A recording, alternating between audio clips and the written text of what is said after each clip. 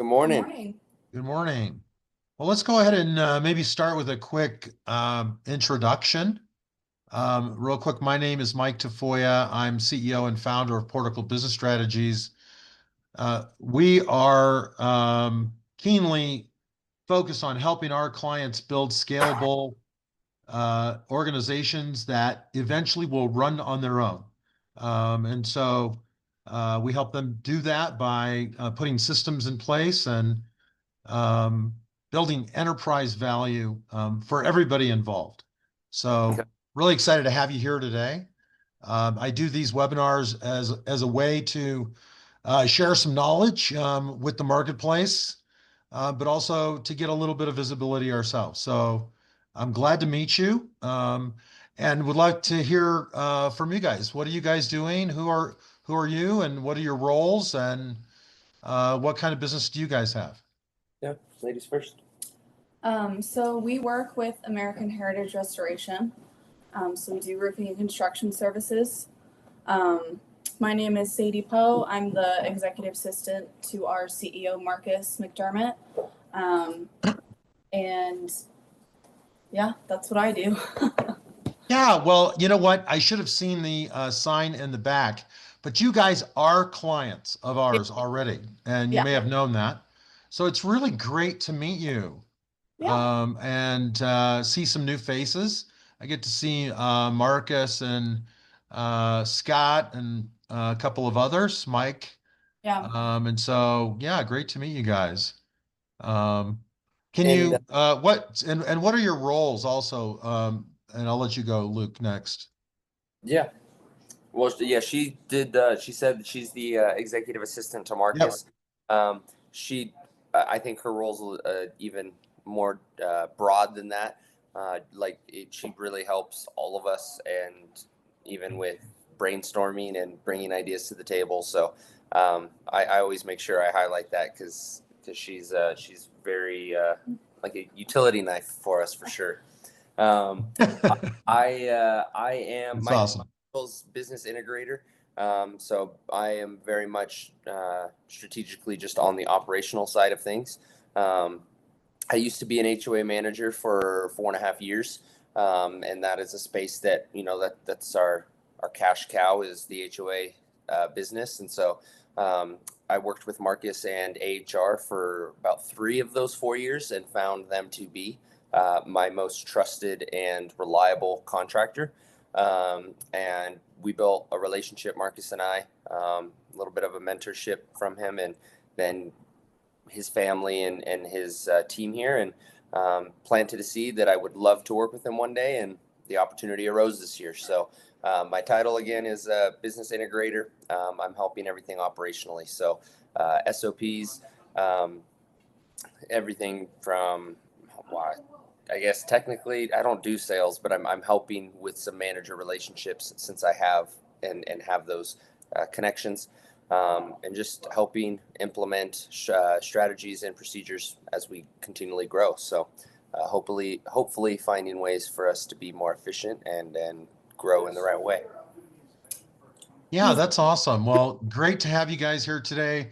I just want to make sure, are you seeing the brand evolution Yeah. presentation?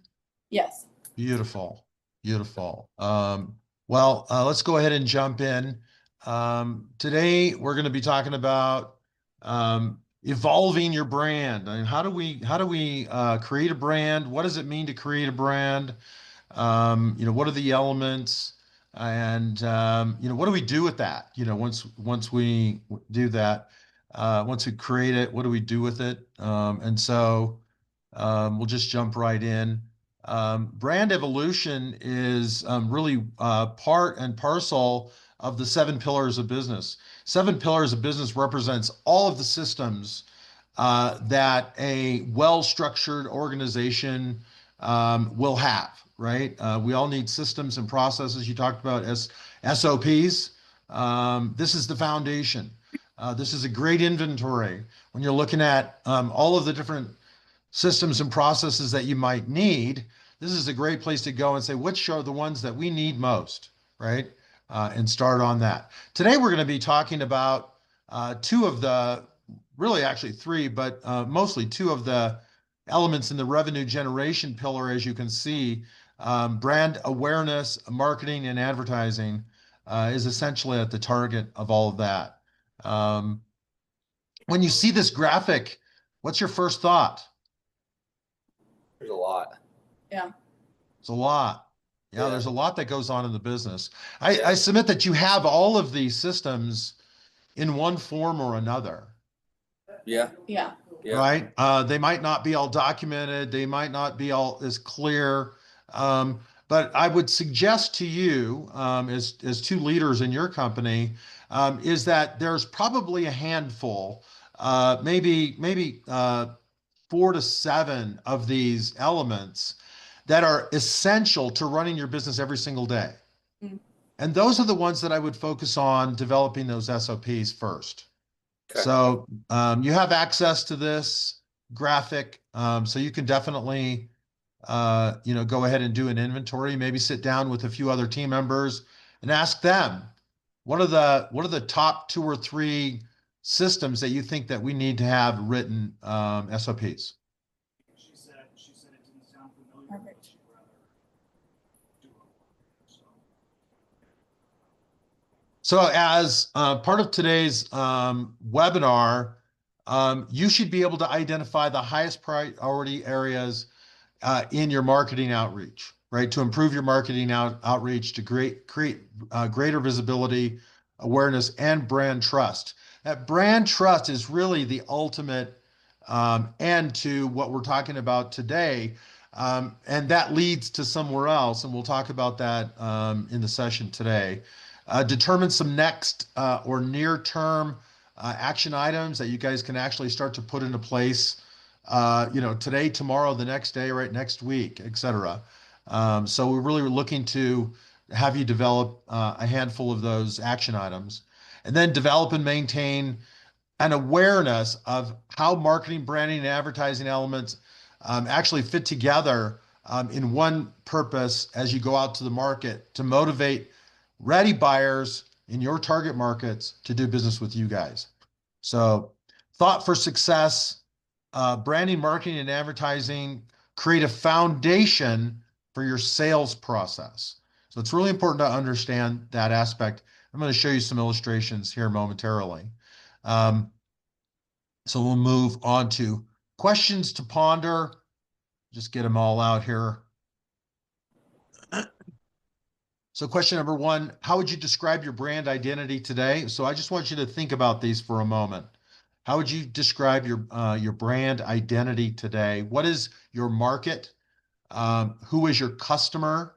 That's really important that we have a clear understanding of that. How do your marketing activities generate leads? How do you get somebody to pick up the phone and call you up? How do you get them to fill out a form on your website, et cetera, right? And do you have an advertising plan? Do you have a marketing plan? Do you have a budget? And then how do you record and track your marketing and advertising impact or the results, right? If you're spending $1,000 a month on SEO, are you measuring your website performance? Are you measuring the leads you're generating from the website? And do you know the return on your investment? Is really what we're talking about there. So when you look at those 5 questions, is there one that really jumps out at you? And if there is, I would love for you to share, what your thoughts are. Probably number 5, recording and tracking your marketing and advertising impact. I think, most of the time, a lot of people spend a lot of money on marketing or advertising and push it out. But you don't really know how much is coming back to you. So that, to me, is the one that stands out the most. Yeah. Yeah. How For about me, you, Luke? I was gonna say for me, it's 4 and 5. I think they go hand in hand, really, because number 1, but 4. It doesn't seem like we actually have a budget per se, and that can get a little dangerous at times. Obviously, we're not at the point where we have like 30 sales reps and we have to micromanage people, but That one is obviously being a top 5 question to ponder. Do we have an advertising plan and budget? I don't necessarily know we don't have a budget, and I don't feel like we have a set in stone plan. Therefore, we cannot really track our marketing and advertising impact to a level of extent. We have the financial dollars, as far as like, we spent $1,000 this month on taking people to golf and $1,500 this month on taking people to lunch. But sometimes it's hard for us to track what is actually coming and returning, and then adjusting that plan and or budget based on, well, $1,000 to golf isn't as profitable or return on investment doing that than taking someone to lunch or doing lunch and learns. We don't really have those metrics yet, and we are on this. Yeah, we're working on it. We're looking at getting a CRM implemented. So I think that's also why those two stick out to me, because I'm kind of going through that process right now as far as looking at a CRM for our sales team. Yeah, before you guys, make a purchase on CRM, make sure that you guys talk to me about that. Okay. Because we have recommendations that we can help you with, and if at that time we can have a deeper understanding of exactly how you want to use the CRM. So in any event, that was a side note. No, that's actually, I've been doing quite a bit of research. I've looked at HubSpot. I've looked at Keep, High Level. We looked and had Pipe Drive, but it, like, before I was on the team, and no one liked it here. So we're trying to see something different. So on that side note, I will reach out to you after this, Michael, because I would love to talk. Yeah, very high importance, and so I would really like to talk about that. I appreciate you offering that. Okay, great. That's fantastic. So, thought for success, marketing and advertising is a reflection of your brand identity and brand promise. We're going to get to that. Again, what I would like to hear from you is I'd like to understand specifically why you decided to attend today's webinar on this topic, and what would you like to get out of it today. I heard a little bit about CRM, but is there anything else in addition to that you're thinking, wow, this was interesting. I want to know more about X, Y, or Z?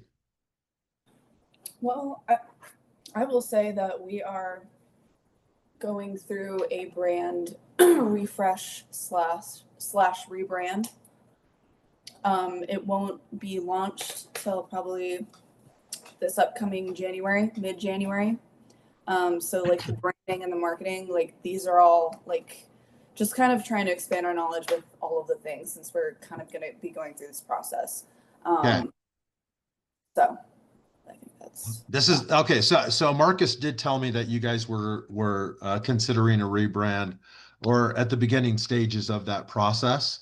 And so this is very poignant. All right.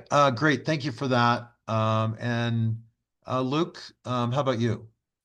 Yeah, I think it's. I've been using the analogy, like I like to go bowling, and I don't like gutter balls. So what failing happens, and I get that. But what I do want is a good guideline of where we should kind of put bumpers in our brainstorming process. Because when you put a lot of people that are dominant thinking or leaders, which this team has a lot of, as you know, I mean, you talk with Marcus, you talk with Scott.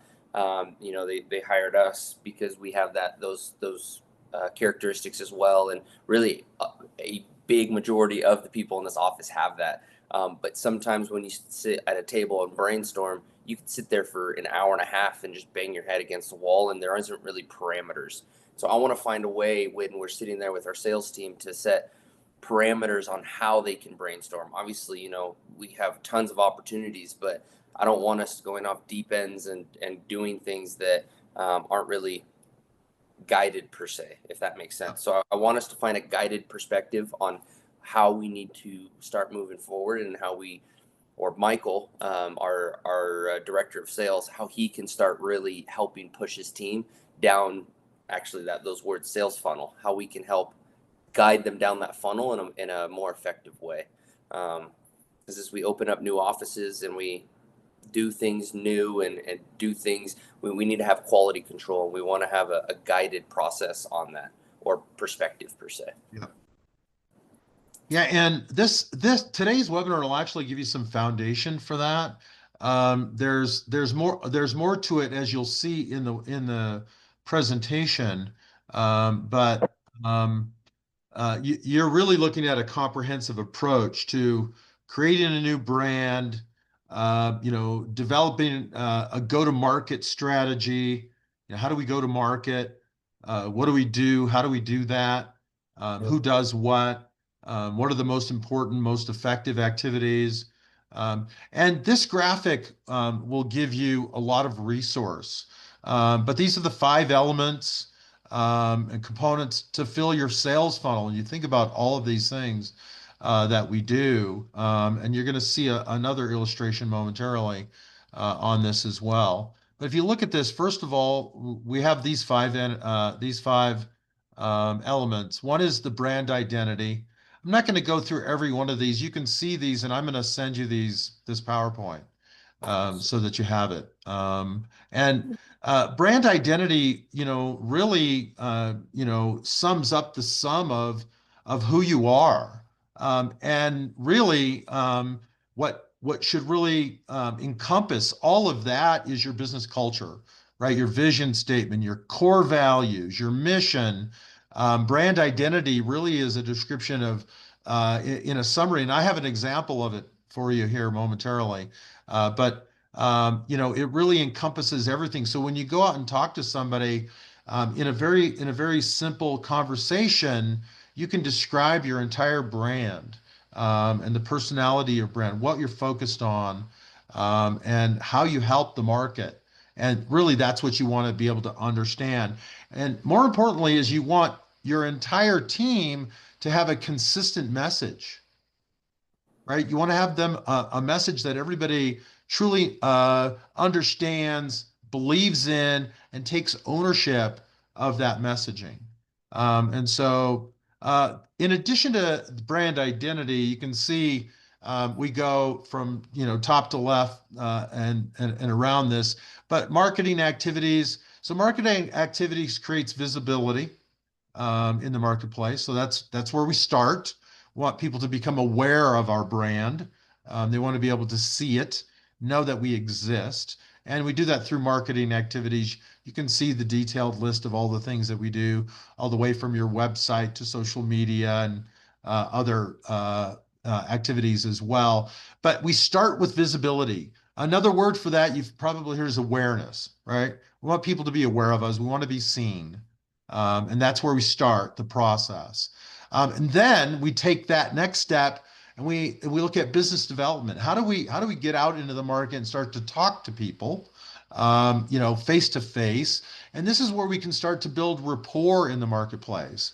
Rapport is the ability to have a respected conversation, an engaged conversation back and forth with the market, right? Or with individuals inside the market, right? So we want to go from awareness to rapport, where I actually enjoy seeing this individual or this brand in the marketplace, right? And it really starts to lay a foundation, right?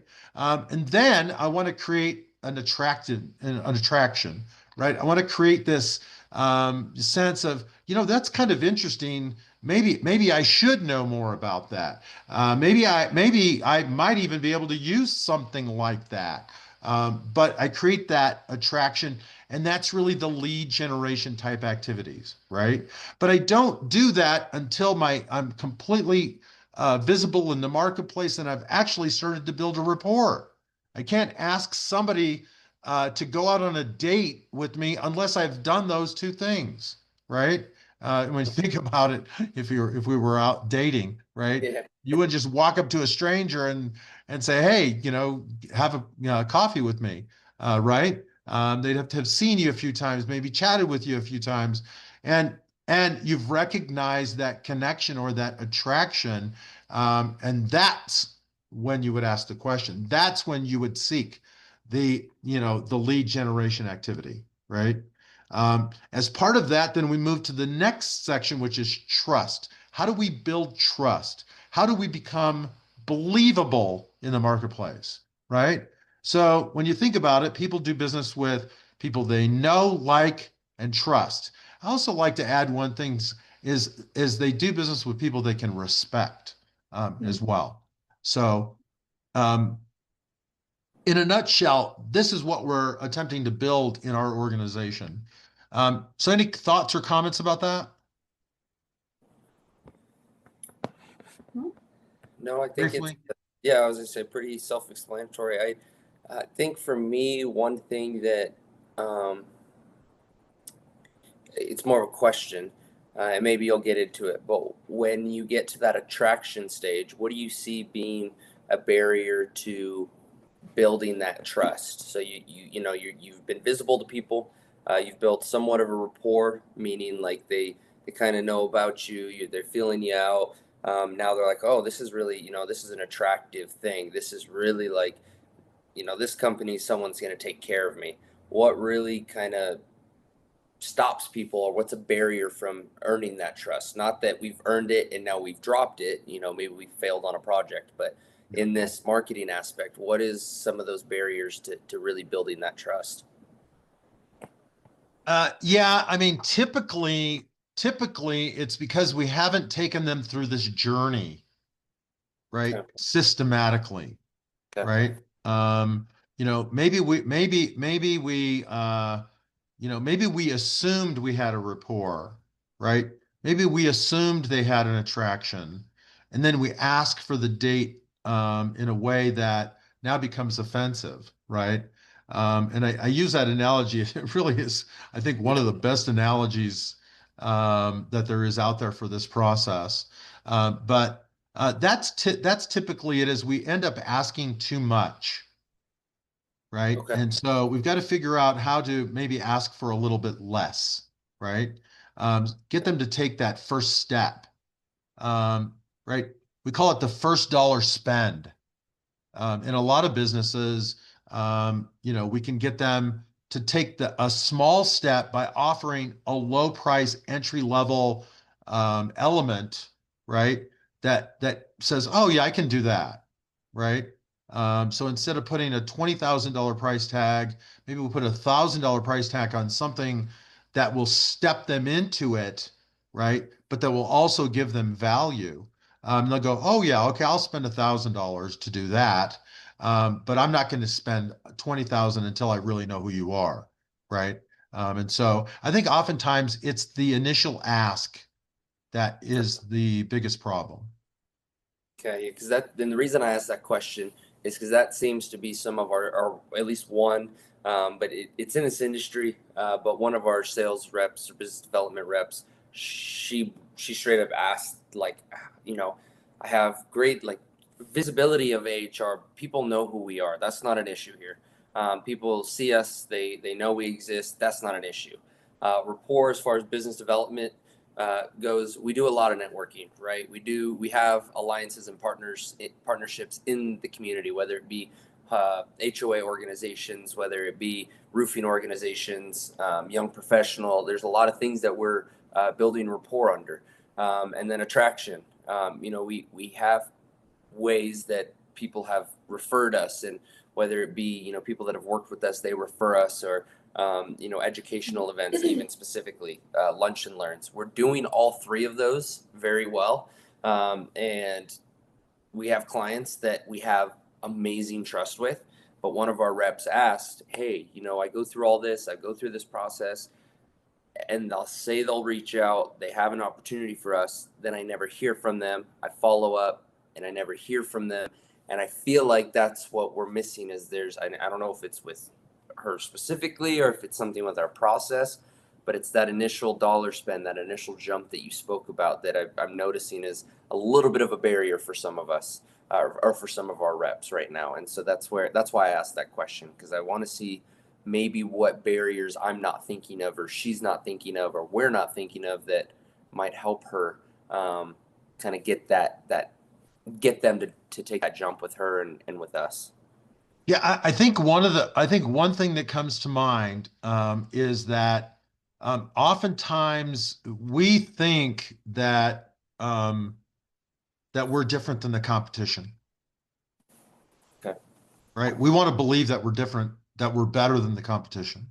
Yep. Oftentimes the things we say in a conversation or in our messaging um, just sounds like everybody else, right? And you can do all these things and your competitors can do all these things, but have you really refined in your brand identity the things that truly make you different? And do those things, does the marketplace perceive those things as being different than the competition? And so there's a bit of a science in Yeah. finding those things out. Right. Meaning we have to define them, we have to write them out, we have to get clear on them, and then we have to go out into the market and talk to people about it. Find out, are those things really the things that set us apart in a way that brings them from attraction to trust? Right. And so oftentimes in our minds, you know, I'm just joking a little bit. We're all that, right? Uh, Yeah. we Yeah. think we think we're all that, but from the outside in, we're just look like everybody else. Yeah. And so that's oftentimes where the challenge is. Okay. So I'm not suggesting that about you guys. I'm Yeah. just Yeah. saying that's a big problem in marketing. Is we believe we're different, but we sound just like everybody else. No, that's very true. That's very true. I appreciate that. That's Thank you. helpful. Yeah. So, these are things that I can help you. I mean, I know it sounds like you guys might be trying to do this on your own. How? What And do you? the branding and all of this, all of these elements. Um, and it might be helpful to have, one of our marketing experts come help you guys with this. So, but we can talk about that later, right? Today, I want to educate you as much as I possibly can so that you have the tools to be able to do this. One key aspect is to remember that all of these elements that we talk about, branding, right? Advertising, marketing, business development, lead generation, these all revolve around the sales process. So it's really critical to know that. We're really creating the foundation for the sales process. So when the salespeople go out there, the marketing, the branding, right? All of the trust, all of that stuff has already been built for the brand. Now we can start to identify needs and provide solutions as part of a sales process. So one of the things in a sales process, and I'm not going to go through this whole entire graphic, but this takes you through many aspects, very detailed. But the one thing we have to be extremely clear on is this first pedal. Like what is our target market? Who is our ideal client?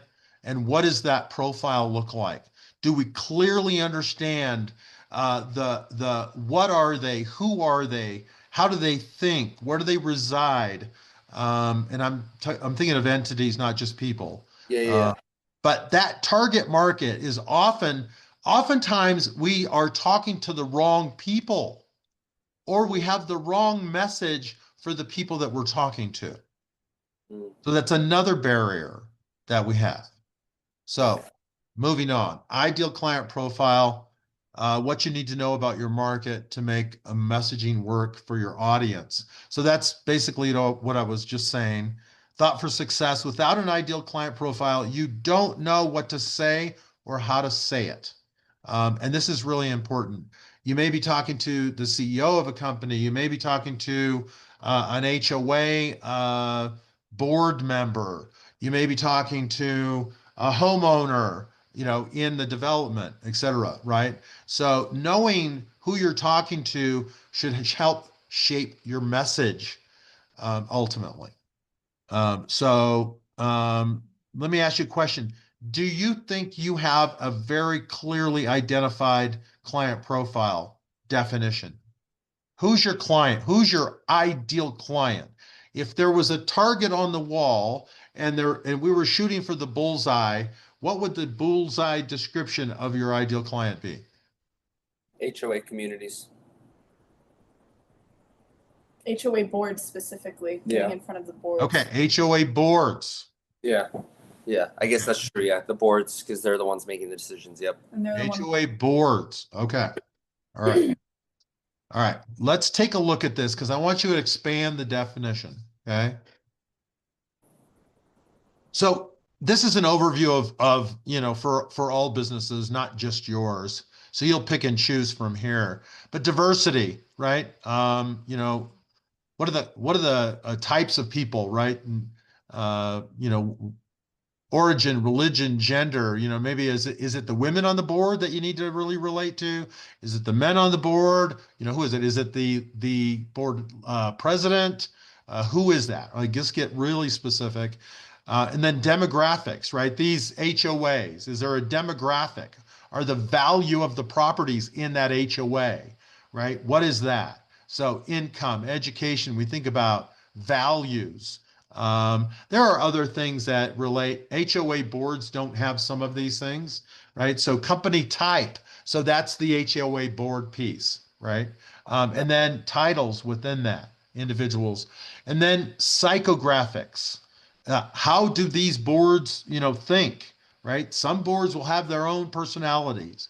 When I think about it, I've met with a lot of different kind of boards. Some are very open and collaborative. Some are very sort of monarch, related. Like there's one person in charge and everybody just follows, right? So there are personalities. So you have to understand, who we're dealing with and how to communicate with them. What are the geographic regions, right? Is it all of Colorado? Is it the Western states? Is it the Denver metro region or the Front Range? Get very specific about your geographic area.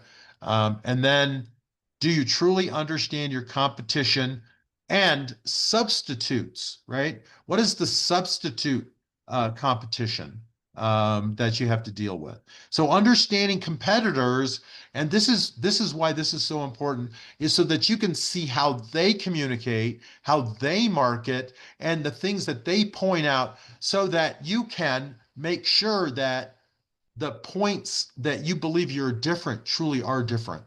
Or do you just sound like the competition? Thought for success, the words we use connect to the audience, or they don't, right? And so oftentimes right there, that's the challenge, is the message that we're sending to a particular group or category in this ideal client profile. It's the wrong message for that group. And so we have to understand what's important to whom so that we're sending the right message. Mm. I know that you guys often talked with like property management companies, Yeah. right? Still do. The message you give to them might be a little different than the message that you give to the HOA board. Yeah. It's likely not exactly the same. So what would you say, Michael, if both of those, because like you just said, they're not exactly the same, how do we navigate them being in the same room with each other and we're speaking to both of them at the same time? But you are correct. If we had them in separate rooms, we would talk to them differently. We absolutely would. So how do you I think I would probably be speaking to the HOA board. Okay. Not excluding the fact that the property manager is there. Correct, of course. Right. But if I have the end user, what I want to happen is I want the end user to tell the property manager we're using AHR. Yeah. Yep. Okay. So the property manager can recommend you, but if the HOA board doesn't believe you, it doesn't matter what the property manager says. Oh, that's true. Does that make sense? Going for HOA boards, really, Yep. because No, that's true. they're kind of the end all be all decision with all the things they pay everybody's bills. That too. So. Yeah. Yeah, I mean the message is different, right? My message for a project manager or management company or team, right, was we're going to make your life easier, right? We're going to do all the work. You're going to collect the money, and you're not going to have to manage us, right? We're going to manage ourselves. We're going to give you reports. We're going to ensure that the end user is happy. And you don't have to worry about all of that. Yeah. So basically, you have peace of mind and you get to do whatever you want because we're going to take care of the project. Mm-hmm. And so I know that's a kind of rough messaging there, but off the top of my head, right? I think that's what I would be. To the HOA would probably do something different. Like I'm thinking if it's the HOA, is we're going to treat your property as if it's our own. Yeah. Right, we're gonna have respect. We're going to prepare the grounds. We're going to protect the surfaces. We're going to ensure that when we walk away, it's definitely going to be better than it was before. And you're not going to have to chase us for a punch list later on because we will already have completed the punch list before you get there. And so that those might be some of the messages I might sent to a board, right? There are others as well. Value, I think about value and cost and all of those things that the board is concerned about. Yeah. Does that make sense? Mm-hmm. Yeah. Yeah, and honestly, that is, I think, where one thing that I notice is the sales team is our business development team is developing business through the property manager building that rapport and hoping and working to have them bring us to the table. But then sometimes in those board meetings, the business development or the salesperson isn't in that meeting, so now we have someone else who's not in sales essentially selling. And Marcus is, as working with him, he's really good at that, right? Like he wears Right. hats. He's just great at that. Like that's so when he's there, he's exactly how you're talking. Talk to the boards. That's exactly how he communicates. We just need to get everybody on that same train and understanding that as well.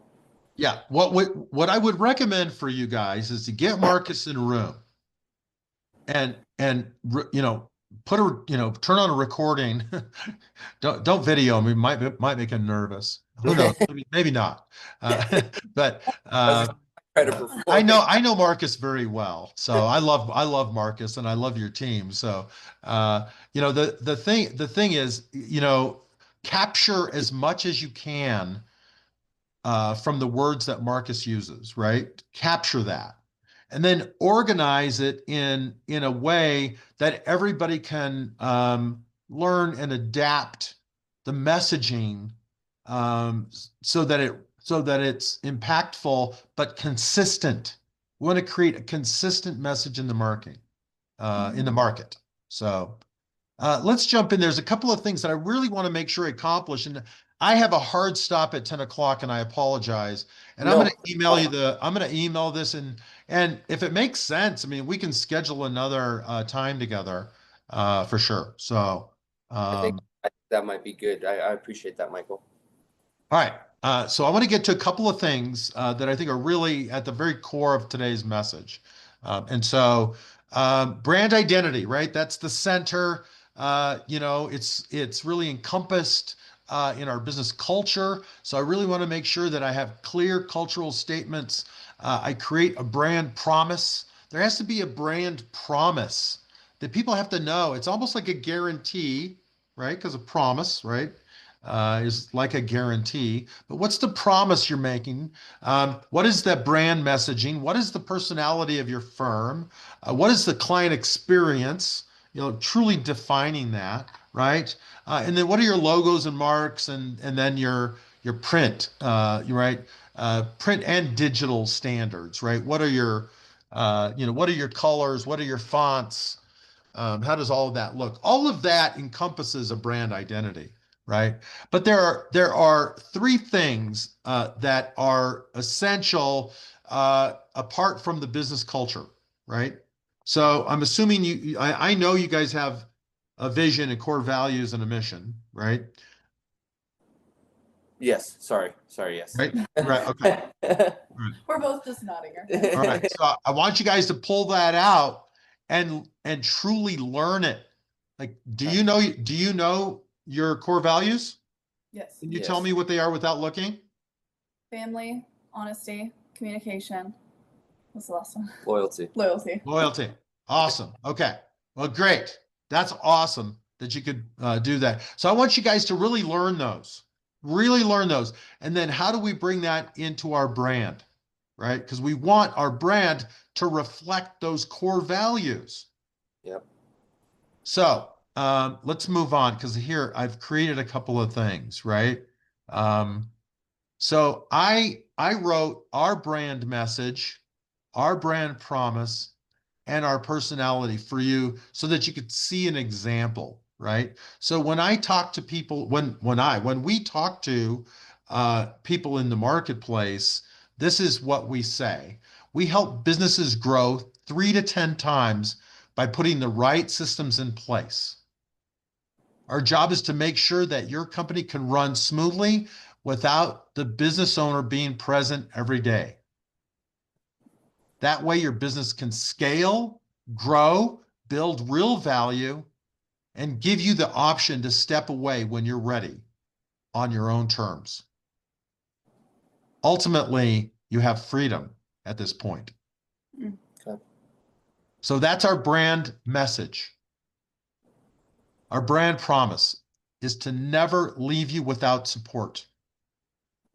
We walk with you through every step of the way, from stage to stage in your journey, right? So this is building a business is a journey. So we're going to be with you the entire time. So we're with our clients for literally 7 years, 10 years, 12 years, 15 years. I've got clients that have been with us for almost 17 years, Wow. right? Because the journey of building the business never ends, Yeah. right?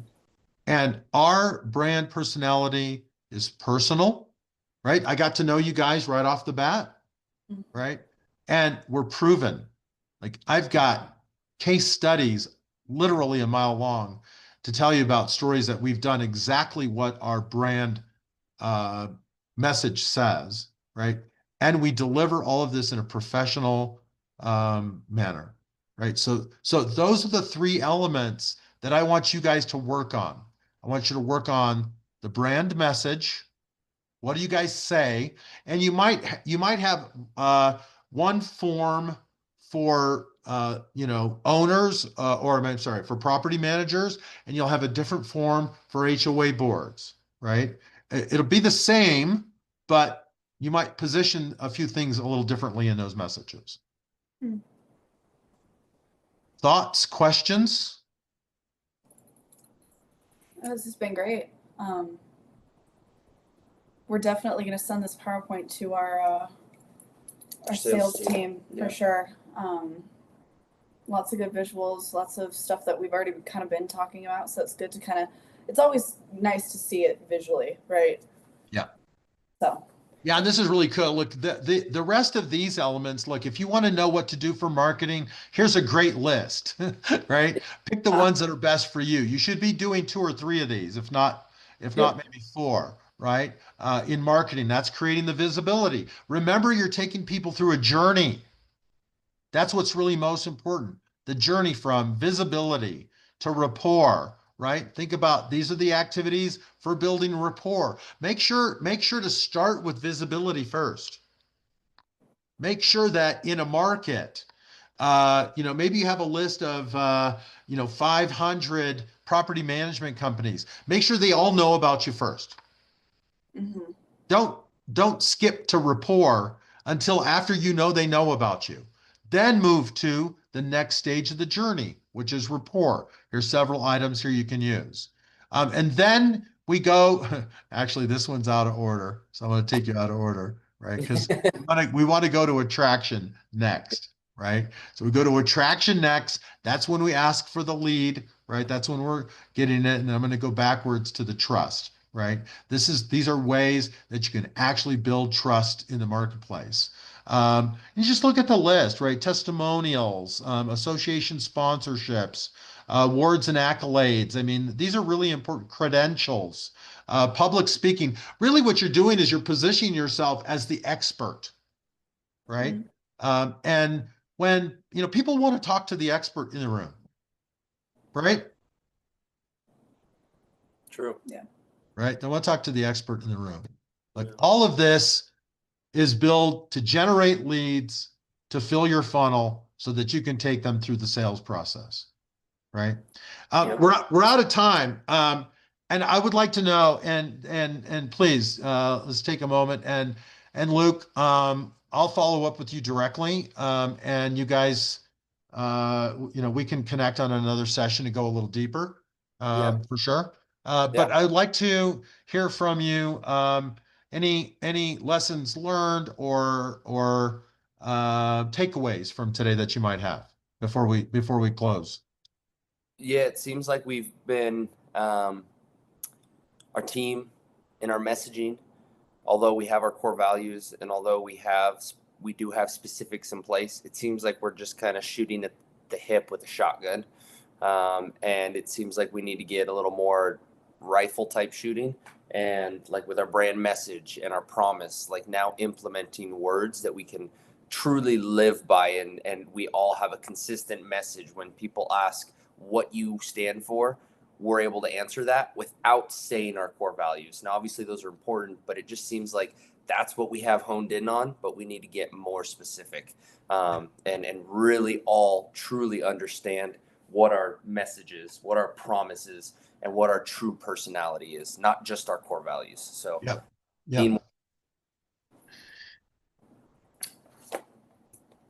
Then I would say even just making sure that your verbiage is, different than your competition. Do we sound like everybody else? Like, that's not really something that I've thought about before. No. So that's a new perspective and something that we can definitely look into.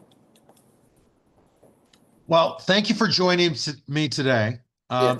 Luke, I will reach out directly to you guys. Okay. And we can schedule another session, think about some questions.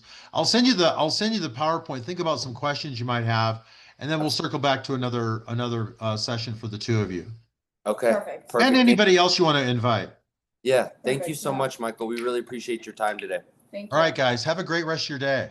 Yeah, you as well. All right. Bye for now. Bye bye.